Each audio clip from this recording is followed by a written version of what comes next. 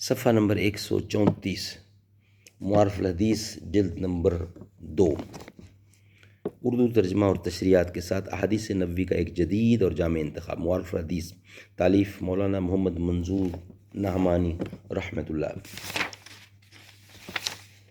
اگر حسن عمل کی توفیق ہو تو زندگی بڑی نعمت ہے۔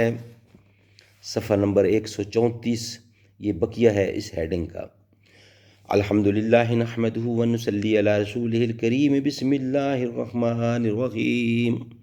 قال النبی صلی اللہ علیہ وسلم، رسول اللہ صلی اللہ علیہ وسلم کے ارشاد کا مطلب یہ تھا کہ تم نے بعد میں مرنے والے اس بھائی کا درجہ پہلے شہید ہونے والے اس بھائی سے کمتر سمجھا۔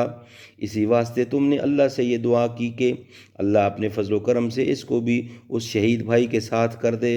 حالانکہ بعد میں مرنے والے بھائی نے شہید ہونے والے بھائی کی شہادت کے بعد بھی جو نمازیں پڑھیں اور جو روزے رکھے اور جو دوسرے اعمال خیر کیے، تمہیں معلوم نہیں کہ ان کی وجہ سے اس کا درجہ پہلے شہید ہونے والے اس بھائی سے بھی زیادہ بلند ہو چکا ہے، یہاں تک کہ دونوں کے مقامات اور درجات میں زمین و آسمان سے بھی زیادہ فرق اور فاصلہ ہے۔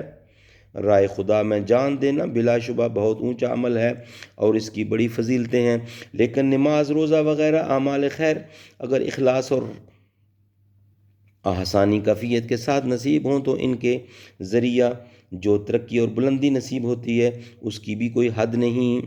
نیز چونکہ بعد میں مرنے والے یہ بھائی بھی راہ خدا کے سپاہی اور جہاد کے لیے ہر وقت کمر بستہ رہنے والوں میں سے تھے، اس لیے بستر پر موت آنے کے باوجود وہ اپنی نیت اور شوق شہادت کی وجہ سے مقام شہادت پر بھی فائز ہوئے، اور بعد کے نماز اور روزہ وغیرہ اعمال خیر نے ان کے درجہ کو اس قدر بلند کر دیا کہ رسول اللہ صلی اللہ علیہ وسلم نے دونوں کے درجوں میں زمین آسمان سے زیادہ فاصلہ بتا دیا۔